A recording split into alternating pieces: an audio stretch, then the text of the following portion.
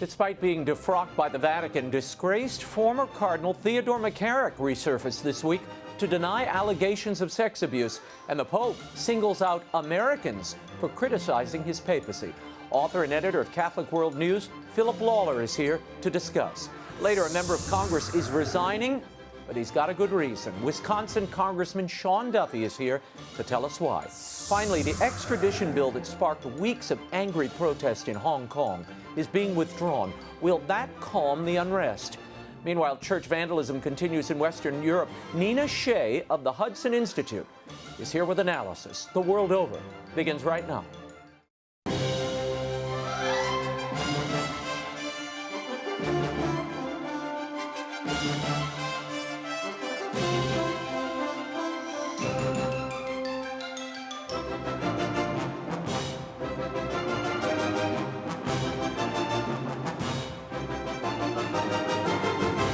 Now, from Washington, D.C., Raymond Arroyo. A warm welcome to all of you joining us in the United States and the world over. Philip LAWLER, Congressman Sean Duffy, and Nina SHEA are all straight ahead. You can send me a tweet at Raymond Arroyo. I'll be live tweeting throughout. Before we go to my first guest, I want to start with a commentary, an important one. I hope you'll indulge me.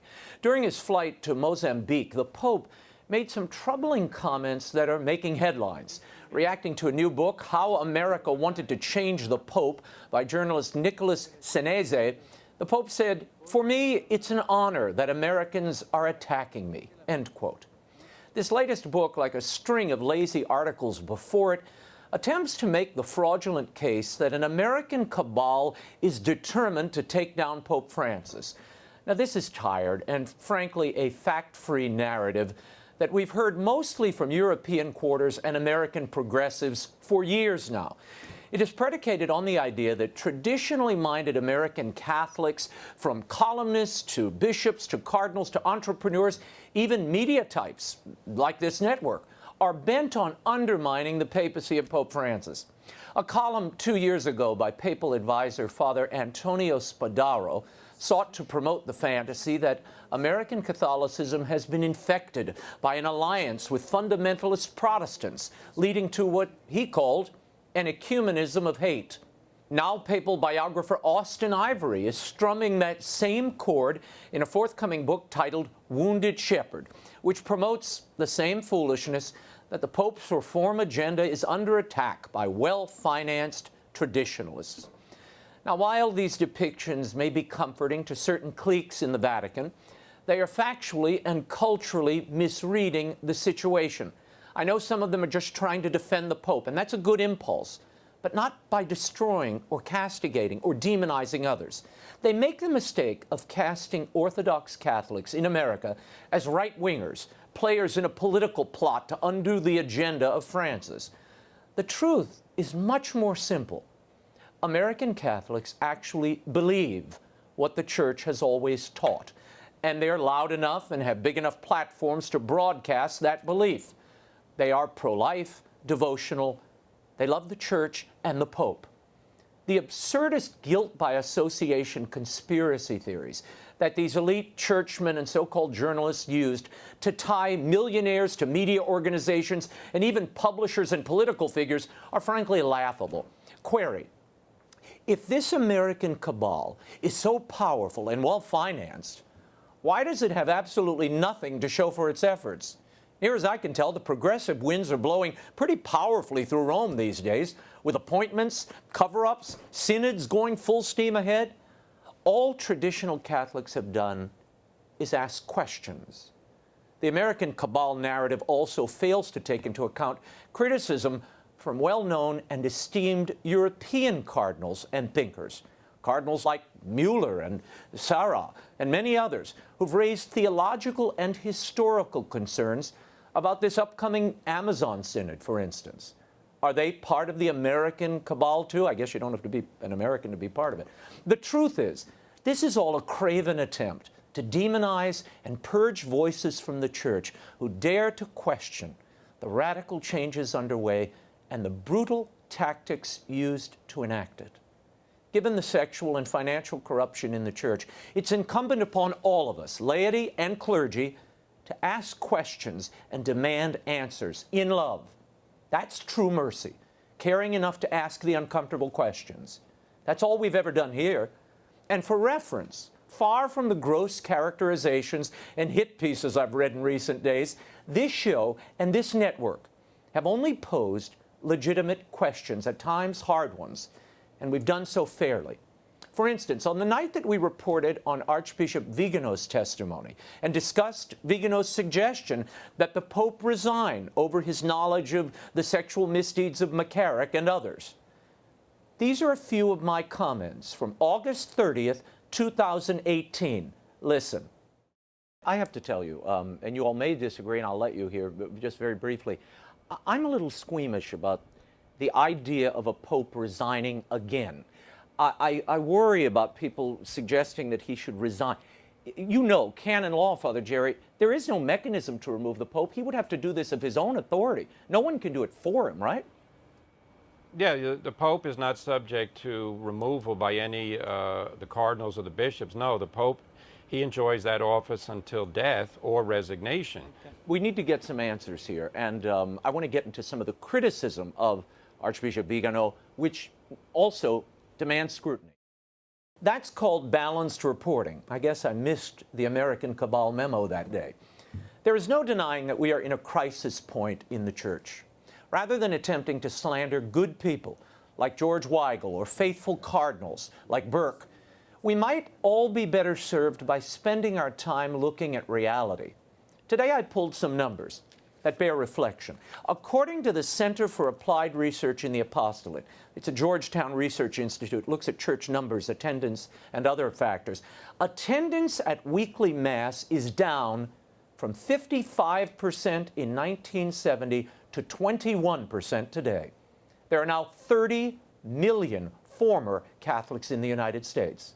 The number of people identifying as Catholic in 2015 were 81.6 million. By 2017, it was down to 74.3 million. Now, why is this happening? Certainly, the sex abuse crisis and loss of trust is a huge factor. But so are things like belief in the Eucharist, marriage, a celibate clergy. And we must ask those questions, and we will continue to do so. If people wish to criticize traditional Catholics, have at it. They did it to Mother Angelica, John Paul II, Benedict XVI. But let's not demonize people for engaging in dialogue. I thought that's what everyone wanted. Dialogue. Mercy. And let's not create silly conspiracy theories in an effort to dismiss their concerns or questions. Most of these traditional Catholics have deep reverence for the office and the person of the Pope. And like the saints of old, they are, to the best of their ability, trying to keep him from making tragic mistakes or from being deceived by voices with their own agendas. In days gone by, this might even have been seen as a merciful act. And maybe it still is. Here now to discuss all of this and more is the editor of Catholic World News and fellow at Thomas More College, Philip LAWLER, joining us from New Hampshire. Phil, thanks for being with us. Thanks for having me on. Now, this week, Slate magazine released an interview with Theodore McCarrick. It is the first interview since McCarrick was laicized last summer after the Vatican announced in June of 2018 that he had been suspended for credible charges of molesting a minor. Later reports revealed that he had also abused other minors and sexually harassed seminarians. Now, in this interview, when asked if he had done what he was accused of, McCarrick said this: "I'm not as bad as they paint me. I do not believe that I did the thing that they accused me of," end quote. Now, what do you make of that response? I mean, you either know you did something or you don't. Exactly. It's a very strange response, and the interview is a strange interview. To be honest, my guess is that the reporter didn't think she was going to get the interview and was as surprised as anybody else when McCarrick agreed to sit down with her. But he spoke about himself almost in the third person. And as you say, it's odd that he would say, "I don't believe that I would do that sort of thing." Either you would or you wouldn't. I mean, if you ask me, did I have a chocolate shake yesterday, I might say I don't believe I did because I don't really recall. But it's the sort of thing I might do. You know, if you ask me if I raped someone, I say no. Yeah, exactly. Well, that's what he said. You know, I don't believe I did it. And my first thought was, I'll bet his victims have a very clear memory of what he did or didn't do. Why do you think he even gave this interview, Phil? I mean, interviewer Ruth Graham notes that there was one accusation that he wanted to discuss specifically, and he raised the incident before she could even ask about it. James Gryan's allegation that McCarrick groped him while hearing his confession was the incident. Now, Gryan is the man who credibly accused McCarrick of abuse beginning at the age of 11, and this would eventually lead to his defrocking. McCarrick said this, then I want your reaction. The thing about the confession, it's a horrible thing, he said, sounding suddenly more urgent. I was a priest for 60 years, and I would never have done anything like that. That was horrible, to take the Holy Sacrament and to make it a sinful thing, end quote. Why bring that incident up? Again, it's very odd. And of course, at the age of a man like McCarrick, you can't dismiss the possibility that his intellectual faculties aren't what they once were. But again, it's just an odd reaction that he brought this up. He's denying it, of course, and he's denying desecrating the sacrament, and I can certainly understand why that would make him particularly exercised. But the form of the denial, again, strikes me as just off. It strikes an odd note. When he says, that was a terrible thing. Right. Is he saying that was a terrible thing to accuse him? Or is he saying that was a terrible thing that was, in fact, done? I don't know. In response to the interview, Gryan, the victim here, had this to say in a separate interview. I'm hoping McCarrick is not abusing children and adults in Kansas. His denials are still the same as he told me. Who will ever believe you? Now, Phil, we should tell the audience, McCarrick continues to live in this monastery in Kansas. The friars, through their generosity of their hearts, have allowed him to stay, even though he's no longer a cardinal or a priest. Your thoughts on this victim coming out and making the suggestion that he's lying to all of us? Well, there's enough evidence piled up against McCarrick to force the Vatican to act against him. I don't have any hard evidence myself, but I feel quite confident that the disciplinary action, the very harsh disciplinary action that was taken, would not have been taken without abundant evidence. And it's not just the evidence of one victim. You and I heard the rumors long ago. They were just rumors, at least to me, but the Vatican didn't work on rumors. There was hard evidence against him, and these denials are more than a little bit pathetic at this point. They certainly don't show a sign of reparation, of contrition. Yeah. Well, it's been over a year since the McCarrick story broke, Phil Lawler, and a year since the Vigano testimony came out. Do you think we'll ever get a full accounting of what happened with McCarrick, who was involved, who knew, and a full investigation of the Vigano charges by the Vatican? Well, we do have the promise from the Vatican that we'll get a full explanation, don't we? And that promise is most of a year old, too, and I haven't seen any action at all on that promise. Now, a lot of the evidence, we know where it is or where it should be. It should be in the archives of the Apostolic Nuncio in Washington or in the Congregation for Bishops in Rome. That evidence should be there unless it's gone through the shredder. And it shouldn't have taken all this long time to come up with the documents from those archives. So we are being stonewalled. There's just no question about it. Yeah. I want to move to another story here in the United States. Last month in the Diocese of Buffalo, New York, the dean of seminarians there resigned from Christ the King Seminary, and he called for his bishop, Bishop Richard Malone, to resign due to the cover-up culture of abuse he claimed was ongoing there. Now, this week, Bishop Malone is again at the center of controversy, this time in recordings made by his personal secretary, a Father Gerhard Biernat. Now, during one-on-one meetings between the two, Malone repeatedly speaks on tape about a seminarian at Christ the King Cathedral and claims of sexual harassment by a diocesan priest, a Father Jeffrey Nowak, who until recently served as a pastor in a suburb of Buffalo. Take a listen. This is Bishop Malone. We're in a true crisis situation. True crisis.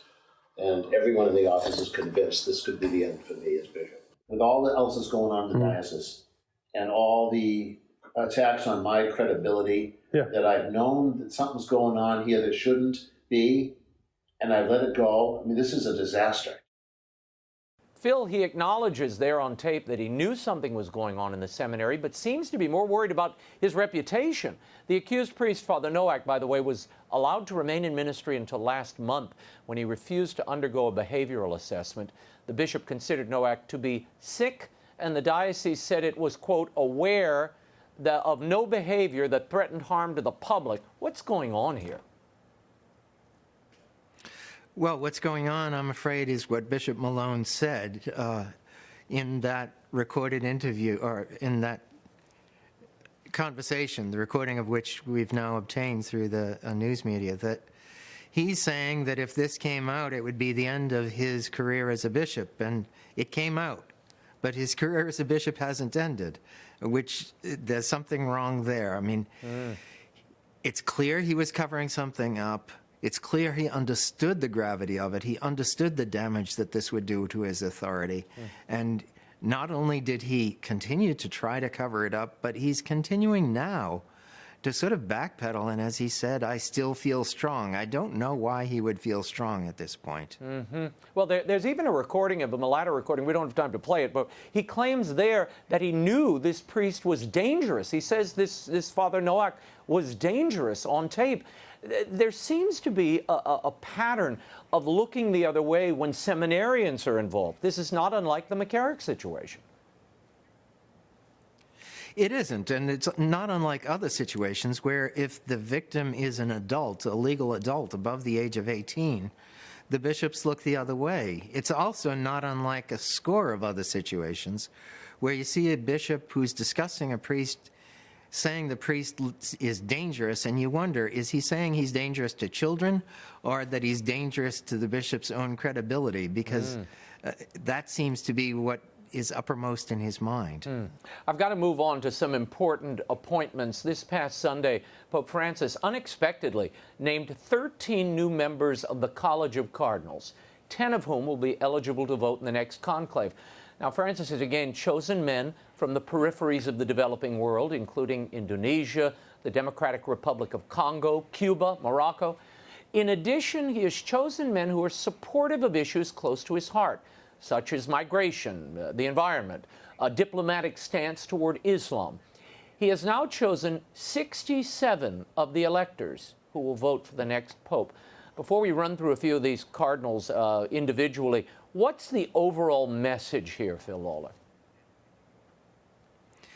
The message, I would say, is consistent with a message that has been coming out of the Vatican in the last month or so.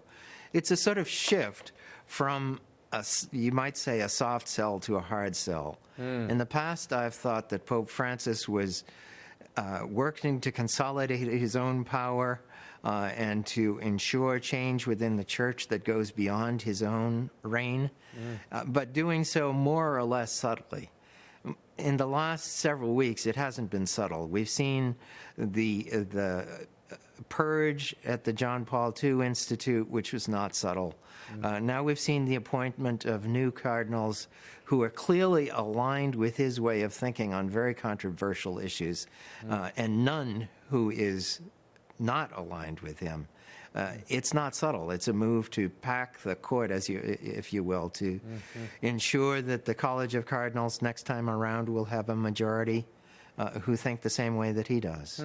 Cardinal designate Archbishop Matteo Zuppi of Bologna is one of those cardinal designees. He wrote a foreword to Father James Martin's book advocating a change in church attitudes towards homosexuality. Although his supporters say his position is more nuanced than Father Martin has made it out to be. How do you see this appointment?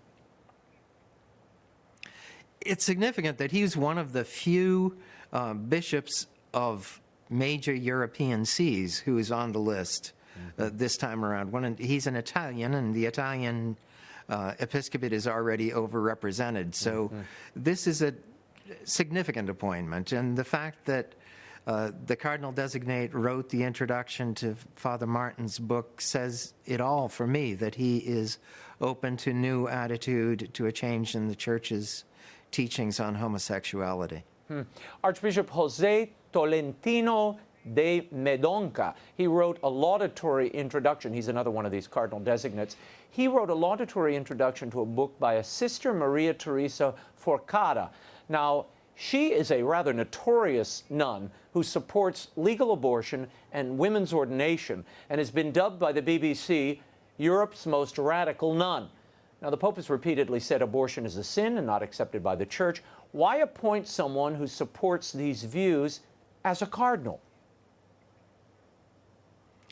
Again, it's a turn to the left. Clearly, you have, in these two cardinal designates that you've mentioned, you have leading representatives of what you might call the liberal bloc in the European bishops' world.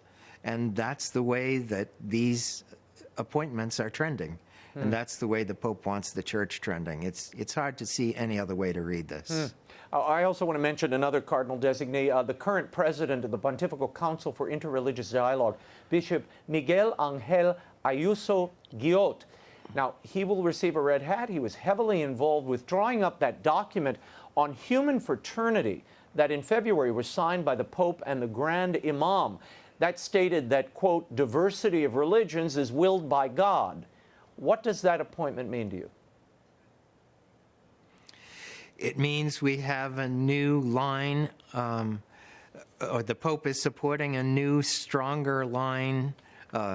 When I say a stronger line in Catholic Islamic relations, and when I say stronger, I mean a stronger desire to have interfaith relations with Islam, even at the cost of some traditional Catholic teachings. And along with the appointment of this new cardinal, we have another, Michael Fitzgerald, Archbishop Michael Fitzgerald, who is too old to be involved in a papal conclave, but he was essentially exiled from Rome by Pope Benedict because he went too far in dialogue with Islam. Right. Now he's being rehabilitated, and that's a crystal clear sign of a new trend. And again, a sharp veer to the left in Vatican policy. Yeah, the Undersecretary of Human Development, also not a bishop, by the way, Father Michael Chersny. He as well has been elevated to the cardinalatial office, will be an elector in the next conclave. He is really responsible for migrants and refugees and the Church's policy on that. Clearly another indication that, you know, this is someone who thinks like the Pope, and the Pope has been very outspoken on these issues in the past. Yes, and remarkable appointment because, of course, it's a clear sign of the Pope's interest in the issue of migration, but it's also remarkable in that he's not a bishop, he's a priest. He's an undersecretary of a Vatican office. It's completely unprecedented, I think, to have someone be made a cardinal who is not the head of a Vatican office. So this is a very, very clear sign. Before I let you go, I've got to touch on what I mentioned in my commentary earlier. Pope Francis was presented with a book on the papal plane this week by French journalist Nicolas Seneze, and it's entitled How America Wanted to Change the Pope. It was published in France on Wednesday. It claims to detail the opposition to Pope Francis, which Seneze says comes from a small minority in the United States, including Cardinal Raymond Burke, Archbishop Charles Chaput, Archbishop Carlo Maria Vigano, not an American, as well as wealthy lay people like Tim Bush and U.S. Catholic authors like George Weigel. They even mentioned U.S. Catholic media, which probably includes us. Francis said that he was honored by the fact that a group of traditional Catholics from the U.S. attacked him. Then he handed the book to an aide and said, "This is a bombshell." How do you interpret that exchange? What should we read into that? It's one of those unscripted exchanges that really tells a lot about when someone is thinking. And I gather the Pope made this remark to the author, to Nicolas Seneze, and it happened that there were a couple of dozen reporters within earshot, so it's not the sort of statement that the Vatican can deny. Everybody heard it. And it was unscripted, and that's when I think one tends to say what's really on one's mind. Now, the Vatican put out an explanation saying that the Pope was just saying he's honored by criticism, but that really doesn't make sense, because the book that he's reacting to isn't saying that the Pope has critics in the U.S. He's saying that the book is saying there's a conspiracy against the Pope in the U.S. And the Pope is saying that he's anxious to read the book. He's anxious to look into that conspiracy theory. That it suggests a sort of us-them mentality that's really very troublesome. Yeah, well, it's deeply troubling, and I am concerned because in the Catholic mind, salvation is what should be central, certainly in the minds of clerics, bishops, cardinals, and popes, not settling scores or political allegiances or these tertiary issues on the edges, and it seems there's a lot of politicizing of what should be central beliefs and things that we all hold dear. I also have to get your quick reaction, just getting this in. The Pope also, during that flight to Mozambique, was asked about Cardinal Gerhard Mueller, the former CDF chief, and he said he's a good man, but he's like a child. Your thoughts on that before I let you go? I hadn't heard that. That's new to me, and it's remarkable. I suppose it could be interpreted as saying he has the simplicity of a child, but Cardinal Mueller is a serious theologian, and to suggest that he's childish in any other way is insulting, and it's indicative, once again, of what I said earlier, that the Pope's policy seems to have taken a turn towards the hard line and an us versus them, and it's, again, very troublesome. Yeah, well, let's hope that is not the case, and that unity can be found here in the diversity within the Church. Philip Lawler, I thank you for being here. Your book, The Smoke of Satan, is available at bookstores everywhere and online.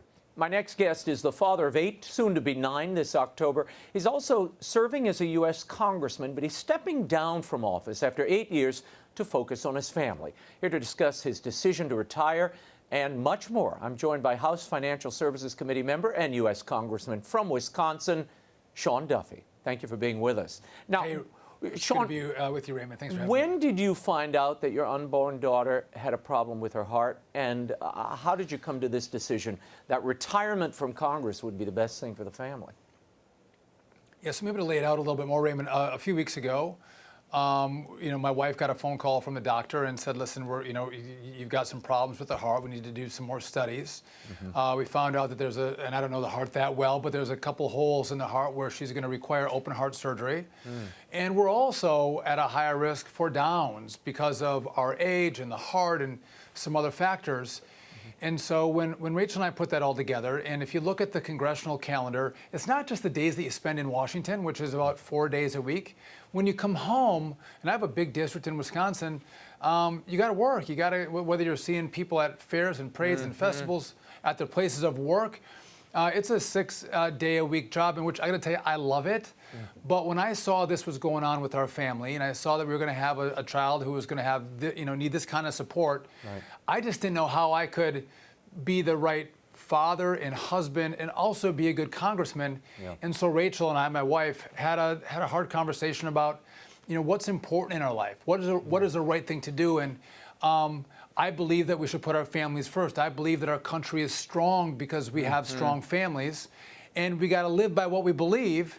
And so it was a pretty easy decision to say, you know what, I need to step aside in the politics and step, more forward with my family and make sure that I'm there bringing this little baby that's going to have some problems, into the world, and make sure we have time to get her healthy. I can't fully retire. I'll have to do something, but do something that doesn't include the aggressive congressional calendar. Yeah, and people don't understand. And paint the picture, if you will, of what your life was like, how much time you spent in travel, and you lived in your office here in D.C.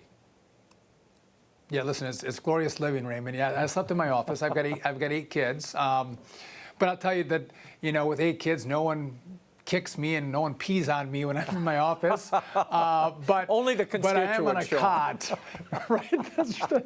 Well said. That's true. So yeah, we I'll fly out on a Monday and fly home on a Tuesday. So those 4 days are in Washington. But then, the rest of the calendar is set up, whether I'm doing town halls or parades or fundraising, or the calendar in your life really isn't your own. And every district is different, but members who are engaged, they spend a lot of time. And listen, it's not easy to say this when you're in Congress, but families, they take a hit. Families suffer because, you're called to, try to make the country strong, have the right legislation that makes sure we have better jobs and more opportunity for our families. Well, when you do that and you're gone, someone has to pick up the slack, and it's usually your spouse. And when you're not there, I think families run best when you have both a mom and dad in the house. And so it's not just me. This is a conversation that all congressional families have that really the public doesn't really want to hear about because they like to beat up on us. But it really is a familial sacrifice. And with this coming into our life, and with so many kids, it didn't make sense that I would say, I'm going to pick the politics over the family. I ran because I believe in families, and that means when you have this kind of situation, you got to go to what matters in life, which is your families and your kids and your spouse. Now you and your wife, Rachel, are practicing Catholics. You're pro-life. How much have you relied on your faith to get you through this? This had to be a difficult diagnosis to receive. I mean, anytime you hear a child that you're about to welcome into the world has any kind of health crisis, you're concerned. I am concerned, but I look at this little baby. Any baby is a gift from God. And who am I to turn down any gift that the good Lord gives me? And if this little gift that God gives me comes with a heart condition or comes with Downs, I am grateful to receive it, and I'll do the best I can as a father to make sure I'm caring and raising this little girl that's going to come into our life. And Raymond, by the way, when Rachel called me and told me that this is what I was in Washington, by the way, when she had to call me and tell me this is what the doctors are telling me, I look at families who have these problems, and so many of them have reached out to me, whether it was a heart condition or those who've had Down's children, and they say, listen, you get through it, but also if you have a special needs child, they're one of the greatest joys in our life. What I think is sad, and as a practicing Catholic, that we have these tests now where if a parent finds out they're going to have a Down's child, they abort the child. Sometimes they have the wrong sex, there's an abortion of a child. And I think we have to live our lives as a testament to our belief and go, be grateful, be excited. And I'm nervous. By the way, Raymond, when the doctors tell me, they're like, yes, we're going to have open heart surgery, and they don't get too excited about that. And as a parent, as you hear it, your heart sinks and you're really stressed out, whereas the physicians don't really maybe get the consequence of that news dropping on a parent. But we're going to figure it out and I think be a healthier family and a stronger family because of this gift that God has given us. What's been the reaction to your constituents, Sean? What have they said? I'm sure they've reacted vociferously to this announcement that you were retiring because of family. Well, maybe two things. So some of my, Republican friends and friends who have helped me get into this seat, I felt like I went to my funeral. They were hugging me and crying, and I was like, listen, I live right down the street. I'm not going anywhere. I'm gonna be around. But I mean, when you work so hard and people help you get here to engage in this fight, they're sad to see you leave, but they've been really supportive. And I got to tell you what, I feel like there's been so many prayers that have been said for our family. And I'm so grateful for that. And every night I pray with my kids to ask for a little miracle that our baby comes, healthier than what we've been told. And even Democrats who don't really always think that kindly of me and don't agree with all the things that I do and the things I vote for, have been, for the most part, pretty generous with me. And it's heartening to know that we still have something that unites us as a country, which is our belief in family and kids, and putting that first. And even Democrats and Republicans can agree that that's a good thing, and we should all, not throw stones at me, but be supportive. And that's what I've seen from my constituents, and I'm grateful for that. Sean Duffy, your mentor, Jim Sensenbrenner, is announcing his retirement this week. You are the 13th Republican, by the way, who is stepping down. Former Representative Bill Flores of Texas announced he won't be seeking re-election from Texas. Why are we seeing so many Republicans leaving? You've read the Washington Post and other prognosticators saying this is a sign that Republicans have no confidence in Trump in 2020 and that the party is, headed for a wipeout here. Is that what's happening? Is that what's informing these resignations? No. So, listen, this is not a lifetime, lifetime commitment to serve in Congress. And what we see in the Republican Party that I'm part of is people serve and then they go back to their everyday life. And I think there's a lot of reasons why people make this decision. Jim Sensenbrenner will have been in Congress for 42 years. He served the suburbs of Milwaukee in a wonderful way. And he's a convert, a great Catholic. Right. And he thought the time was right. I look at Bill Flores. That's a Republican seat that we'll hold. A lot of the seats that where members have announced are not going to come back. These are very red Republican seats. Congressman Will Hurd in the southern part of Texas. Mm-hmm. That's one that we'll probably have a real fight for. But there's not many like that. And to say that people aren't happy with President Trump, and I'll take a political aside here. Donald Trump, as a conservative and conservative policy, whether he's supporting life, supporting families, supporting lower taxes, less regulation, Donald Trump has done the things that I've been fighting for. Now, it might be with a Twitter account that I probably wouldn't use, or in some fights that I wouldn't engage with, but on the policy side, which is why we run, Donald Trump has been a great partner in fighting for the things that we believe in that will make our economy stronger, our salaries rise, our opportunity greater, life more preserved. And so these members of Congress are not leaving because of Trump. They're leaving despite the fact that they have a great opportunity to serve with Trump. Something else is calling them, whether it's their family or another professional opportunity. They serve, and then they go back home and do something else. And I think that's the vision our founders had, Raymond. I agree. Didn't want this to be lifetime service. I agree. So this is a good thing. And by the way, just one distinction. Democrats, Nancy Pelosi's in her second term as a Speaker of the House. We have the Democrats who've been there 20, 30 years. So a younger member who's been in Congress for 10 or 15 years, they're still young. They can't get to the leadership ranks on a committee or in the House, where on the Republican side, we are full of young members, new members, fresh blood, new ideas. And I think that's better for the country, and I think it's better for our party.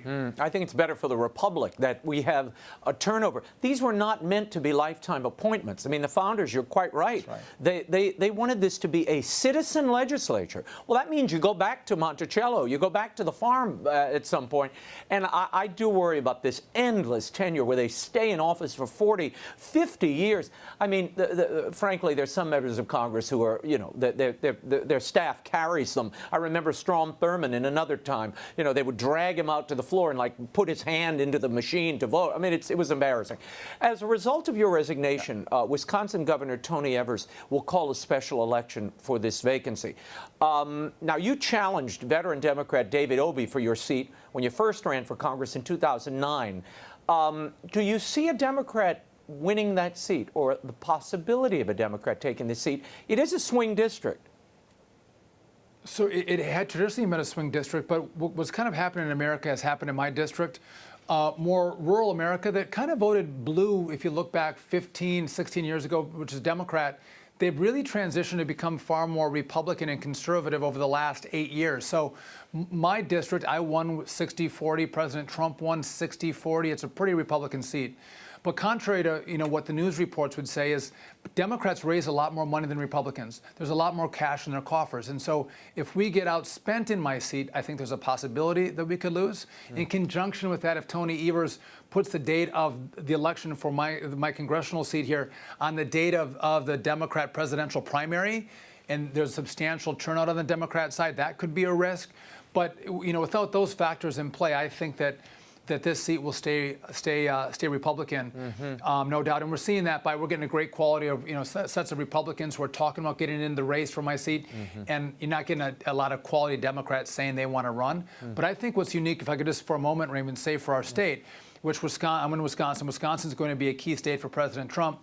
One of the areas where we've had a little more trouble is with the suburban areas, more traditional Republican voting families that maybe don't like everything about President Trump. Right?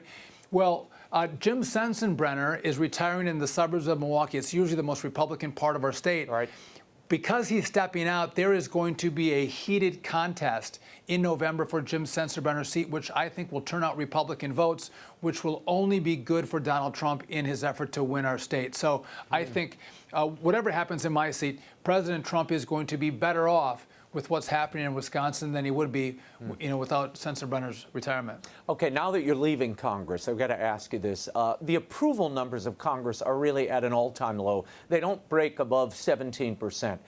What is your appraisal of Congress? What needs to change as somebody leaving this office now? Well, first off, I think those numbers are for the Congress as a whole, but if you ask what do they think about their members specifically, the numbers are much higher. But I think there's a frustration that Congress doesn't get more done. I think there's a frustration that the Congress is so divided. But I would just make this note, Raymond. Again, our founders intended legislation to be difficult. Right. They didn't want to ramrod legislation through. They wanted it to be laborious. And God knows it is laborious right now. Yeah. And when people are angry about the division in the Congress, they don't realize that members come from different parts of the country and they represent the interests of their people. It's not the Congress that's divided. America's divided right now, and the Congress is just a microcosm of America as a whole. And so I do think that we used to have this idea that Republicans drove in the right lane and Democrats in the left lane, and they could come to the middle. Compromise has become a dirty word, and you're not going to get me voting for abortion bills. Outside some of these key fundamental principles, you got to be able to say, am I willing to take 60 or 70% and call that a win? Or do I have to fight for 70%? I mean, 100%. And liberals want 100%, and conservatives want 100%. Well, no one ever gets that. In our marriages, Raymond, we both know that if we get 30%, we're winning. Hey, I call 10% a win, Sean. Well, it's being generous. Yeah, you're being overly generous. If we can say, hey, right, if we can compromise, and that's I think what Americans want. They still want you to fight for principle, but try to find an avenue to get stuff done and make people's lives better. And I think if we could focus on that, we would be far better off. But at a time that I'm leaving, this is a great fight between capitalism and free enterprise versus socialism. It is the fight of our generation, and to step away during this fight is really hard for me because I'm so passionate that I think this model of free enterprise has made our country so strong and our families so great, and our generosity so profound. To leave during this is hard, but I have confidence in our leadership and the people that are there that believe in this idea that is the American idea, that we'll fight for it and we'll win and preserve it for the next generation. Congressman, I want to ask you what your prescriptions might be or recommendations to leadership about making this trip, this job, easier on families. Because it is, as you mentioned earlier, it's a great strain on them, particularly to have, the father or the mother out of the house for 4 or 5 days a week. But because of the obligations of remaining in the district, you have to maintain an office there, the family has to live there. What would you recommend to make that a bit easier? Lessening of the schedule or what? No, because I'm leaving, Raymond, I can say things that are unpopular. But if you want to make families stronger, they got to be together. And so there used to be a time when someone won a congressional seat, they moved to Washington, D.C. with their families. And they knew other, congressional families, and Democrats and Republicans went to each other's birthday parties, and it was more congenial. So they would fight on issues, but personally they actually liked each other. Right. And families could be together. And then you'd come home and you'd do some of the work that I talked about, whether it's the parades or the town halls. Right. But during the week you were with your family. If you got back to that, I think it would be better. But right now, I think people, if you're not at home, they want to see you. They want you to be here. They want you to be the representative. And how do you represent them if you don't know them and go to church with them and go to Walmart with them? And so I don't know that's going to be fixed because the public wants you here, and I understand that. But families suffer, and if you want to make families stronger in a congressional service, they got to go to D.C. and they got to be able to live together and be out there as a family, so you can be at home for breakfast and at home for dinner or a late dinner and put kids to bed and maybe bring them to school and see the plays and go to the sporting events, which is what members of Congress miss that people don't understand. I don't see hockey games. I don't see tennis practices. I don't see concerts at school. And I gladly gave that up to serve and make this country better. But wouldn't it be nice if you could do both? If you could serve and still, be there with your family? And so that's more of an American societal conversation versus Republican leadership. Right. And if your constituents say you can go, you can. If they want you at home, well, if you want to do the job, you stay at home and travel back and forth. Yeah. Final question. You've been talked about as a possible candidate for senator, governor in 2022. Do you see that down the road? What's next? Yeah, I had been talked about for that. Listen, I'm going home to make my family stronger. And when this little baby comes and we get her healthy, God willing, that'll happen. And, I'll look for the future then. But I'm not thinking about that right now. I'm thinking about a little baby that's going to be born in, 6 weeks, that is, going to have open heart surgery. And that's my focus now. And the politics, as I step out, I'm not stepping out to look for a future race. I'm stepping out to focus on the family. And I'll cross those bridges when they come. I hear you. Well, Sean Duffy, know that our prayers and that of the audience are with you and Rachel and your family. And stay in touch, and we'll talk to you soon. Very grateful for your prayers, Raymond. Thank you, and have a good night. Thank you. Nina SHEA is up next. But first, church burnings and desecrations continue across Western Europe, occurring almost daily in France, Germany, Italy, and Northern Ireland. According to the Hudson Institute's Nina SHEA, the attacks are most often committed by militant secularists, anarchists, Islamists, and far-left groups unleashing anti-Christian hatred. In Northern Ireland, for example, a UK charity organization documented nearly 500 attacks on church properties since 2016. SHEA warns that civil unrest could ensue if authorities don't start addressing these atrocities. Joining us now to talk about all of this is Nina SHEA of the Hudson Institute. Thank you for coming. Thank you. Now, why is this happening? What is driving this? I was in France recently, and there were a number of churches you just didn't go near because they've become kind of surrounded by people who don't want these churches here or the symbol of the church. Yeah, well, it's an anti-Christian sentiment, certainly, that's driving a lot of this. Some of this is vandalism, neglect by the government to protect the churches. In fact, that's all of it. But there's also some real animus. These are people who defecate in the baptismal font, and it's happening in country after country. And, beheading statues of Mary and Jesus. It's quite deliberate. There's graffiti written on the wall that condemns the church's teachings about abortion, for example. Blessed abortion was one of the graffiti slogans. Anarchists, the only church that illuminates is a burning church is the name of their website. Wow. So there is an anti-faith animus. Tell me, and I read this report, 400 attacks in Northern Ireland in the last 3 years, over 1,000 in Europe in 2018 alone. There's got to be something. Some are saying it's the intrusion of different cultures, people, Islamists who don't like a Christian or Catholic presence in this new land. That is definitely part of it. And some of the arrests that have taken place in France, for example, which Ellen Fatimi of the Observatory on Christian Discrimination in Europe, she tracks this stuff, says that France is the worst. Over the last 4 years, there have been hundreds of these cases. And the people who tend to be arrested are Islamists, who are serial arsonists in some cases. Or who come in and actually put the Koran on the altar and then take an axe to the statues. It's really astonishing how bold this is. Yeah. But they're not the only ones. We're seeing the far left as well, and the secularists and the pro-abortion types coming in and vandalizing some of these churches as well. And the government doesn't protect them. I want to read you something. This is from the head of the Bishops' Conference in France, Archbishop Georges Pontier, and he told Le Point magazine, "We adopt a reasonable attitude. We do not want to develop a discourse of persecution. We do not wish to complain. We are not victims of Catholophobia. In its history, Judaism has fought an ongoing struggle against anti-Semitic groups.